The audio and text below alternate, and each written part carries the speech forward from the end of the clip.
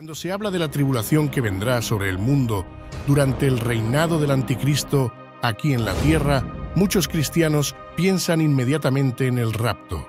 El rapto es un evento apocalíptico donde Jesucristo busca a su iglesia y esto causa mucho debate en el cristianismo, no sobre el rapto en sí, sino sobre cuándo ocurrirá. Algunos estudiosos creen que el rapto ocurrirá antes del período de la tribulación. Otros creen que ocurrirá en medio de este período, es decir, después de 35 años. Y el tercer grupo cree que los cristianos enfrentarán todo lo que ocurra durante los 7 años del reinado del Anticristo en la tierra. La verdad es que muchas personas no saben mucho sobre el rapto y terminan confundidas sobre los eventos del fin de los tiempos. Por eso, en este video, te voy a dar mi punto de vista sobre el rapto de la iglesia y al final te voy a decir cuál es mi opinión sobre el tema. 1. Visión pretribulacionista. Esta escuela de pensamiento cree que la iglesia de Cristo será raptada antes de la gran tribulación. Para este grupo de cristianos, cuando el Anticristo implemente el gran acuerdo de paz entre las 3 principales religiones del mundo y se convierta en el hombre más popular del planeta, todos aquellos que hayan entregado sus vidas a Cristo y lo hayan reconocido como Señor y Salvador, querrán ascender al cielo momento a momento y se librarán del sufrimiento que está por venir. Y hay varios pasajes en la Biblia que este grupo de personas cree que apuntan a este tipo de rapto. Y uno de los argumentos más fuertes es que mientras Apocalipsis 1, 2 y 3 mencionan a la Iglesia de Cristo 19 veces, los capítulos 4 a 19 no dicen nada sobre ella, sino que tratan de la tribulación que tendrá lugar aquí en la tierra. Además, la promesa de Jesús a la Iglesia de Filadelfia es también uno de los fundamentos de esta idea. Lea conmigo lo que está escrito en Apocalipsis 3. Por cuanto has guardado mi palabra de exhortación a perseverar, yo también te protegeré de la hora de la prueba que vendrá sobre el mundo entero, para probar a los que moran en la tierra. Apocalipsis 3:10. Nótese que Jesús dijo: os guardaré de la hora de la prueba, y no en la hora, es decir, durante la tribulación. Y el apóstol Pablo también tiene una enseñanza que apunta a este rapto antes de la gran tribulación. Habla de ello al menos 2 veces en 1 Tesalonicenses. La primera en el capítulo 1, 1 Tesalonicenses 1:10, y la segunda en el capítulo 5, 1 Tesalonicenses 5:9. El apóstol menciona en ambas ocasiones que Jesús nos librará de la ira venidera, porque no quiere que pasemos por este tiempo difícil, sino que seamos salvos. El apóstol Pedro también mostró que Dios libraría a su pueblo de este período de juicio, así como libró a Noé del diluvio y a Lot de la destrucción de Sodoma y Gomorra. Fíjate en lo que dijo: Dios no perdonó al mundo antiguo cuando trajo el diluvio sobre estos pueblos malvados, pero preservó a Noé, el predicador de la justicia, y a otros 7 hombres. También condenó a las ciudades de Sodoma y Gomorra, las redujo a cenizas y las convirtió en ejemplo de lo que se convertiría en impío. Pero libró a Lot, un hombre justo que se sentía turbado por el comportamiento libre de aquellos que no tenían principios morales, porque un hombre justo vivía entre ellos y cada día atormentaba su alma justa a causa de las cosas malas que veía y oía.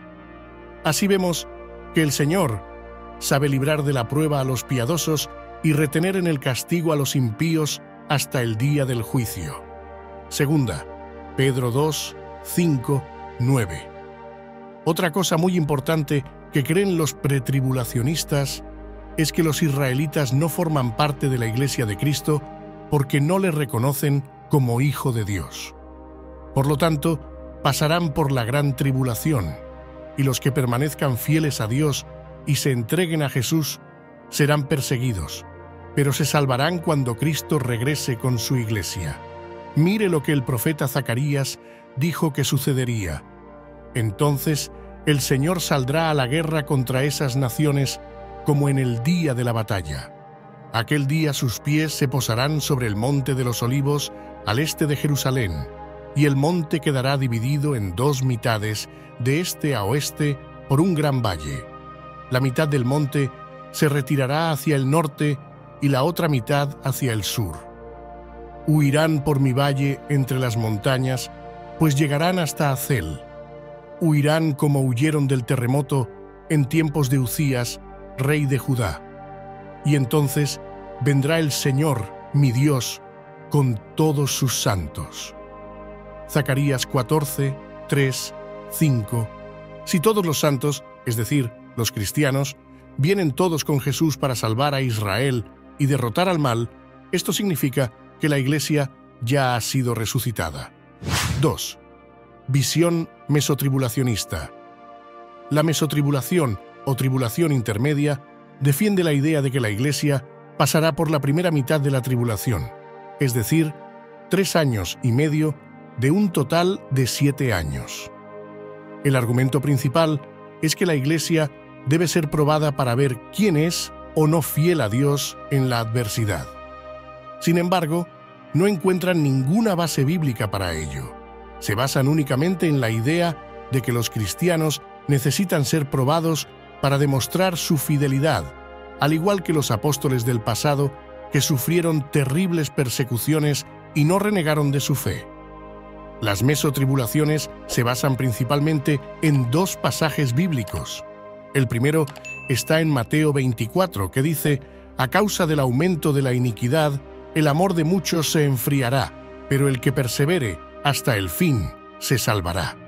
Y este evangelio del reino será predicado en todo el mundo como testimonio a todas las naciones, y entonces vendrá el fin. Por tanto, cuando veáis el terrible sacrilegio del que habló el profeta Daniel en el lugar santo, el que lea, que entienda, entonces los que estén en Judea, que huyan a las montañas. El que esté en la azotea, que no baje a tomar nada de ella». Mateo 24, 12, 17. Al usar este pasaje bíblico, los defensores de la tribulación quieren decir que la Iglesia será perseguida por el anticristo. Sin embargo, debemos entender que el capítulo 24 de Mateo, que se refiere a la gran tribulación, se refiere principalmente a los judíos y no a la Iglesia. Y el otro pasaje bíblico que tienen como base está en Apocalipsis 11, 11, 12, donde se habla de 2 testigos. Leámoslo. Entonces oyeron una poderosa voz del cielo que les decía: «Venid aquí», y subieron al cielo en una nube, mientras sus enemigos miraban. Al mismo tiempo hubo un gran terremoto, y la 10ª parte de la ciudad se derrumbó. 7,000 personas murieron en el terremoto. Los que sobrevivieron quedaron aterrorizados y dieron gloria al Dios del cielo. Apocalipsis 11, 12, 13. Este capítulo de Apocalipsis 11 habla de los 2 testigos que aparecen en la primera mitad de la tribulación y profetizan durante 3 años y medio. Apocalipsis 11, 3. Luego serán muertos, resucitados y ascenderán al cielo, como acabamos de leer. Para los defensores de la tribulación media, es entonces cuando la Iglesia será raptada, pero este pasaje deja claro que solo los 2 testigos serán raptados. 3.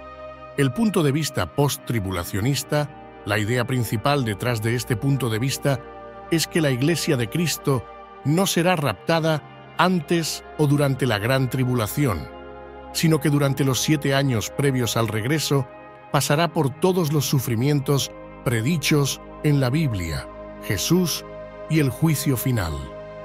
Estas personas también creen que no importa lo difícil que sea, los verdaderos cristianos soportarán todo el dolor durante este período debido al poder y la misericordia de Dios. Afirma que el rapto tendrá lugar al final o cerca del final de la gran tribulación. La Iglesia se reunirá con Cristo en el aire y luego regresará a la tierra, donde el reino de Cristo comenzará en la tierra. En otras palabras, el rapto y la segunda venida de Cristo, para establecer su reino, ocurrirán casi simultáneamente. Los post-tribulacionistas creen que la gran tribulación no es solo acerca de la ira de Dios contra los pecadores, sino también acerca de la ira de Satanás contra los santos, que son la Iglesia de Cristo. Leamos un pasaje de Apocalipsis 13 que a menudo se utiliza para defender la post-tribulación. La Biblia dice: «El que tiene oído, oiga. Si alguno va en cautiverio, irá en cautiverio. Si alguno ha de ser muerto a espada ha de ser muerto. He aquí la resistencia y la fidelidad de los santos». Apocalipsis 13, 9, 10. Otro argumento de la postribulación es que Jesús, al hablar del fin de los tiempos, dijo que regresaría después de la gran tribulación. Mateo 24, 21, 29. El libro de Apocalipsis, con todas sus profecías, menciona solo una venida del Señor, después de la tribulación. Apocalipsis 19, 20. Además, la resurrección de los muertos se denomina primera resurrección, en Apocalipsis 25. Por lo tanto, argumenta que ya que esta primera resurrección ocurre después de la tribulación, la resurrección relacionada con el rapto de 1 Tesalonicenses 4, 16 no puede ocurrir hasta entonces. Si has esperado hasta ahora para saber cuál es mi opinión sobre el arrebatamiento de la Iglesia, te la diré. Creo que los cristianos, que amamos a Jesús y le servimos de todo corazón, seremos llevados al cielo cuando aparezca el Anticristo, es decir, antes de que comience la tribulación. Creo que no viviremos esos 7 años aquí en la tierra, porque la Biblia dice que los que están en Cristo no están condenados y nunca experimentarán la ira de Dios. Romanos 5, 8, 10, 8, 1. Sino que estarán en la gloria con nuestro Señor y por el Salvador, que dio su vida en la cruz para liberarnos y salvarnos.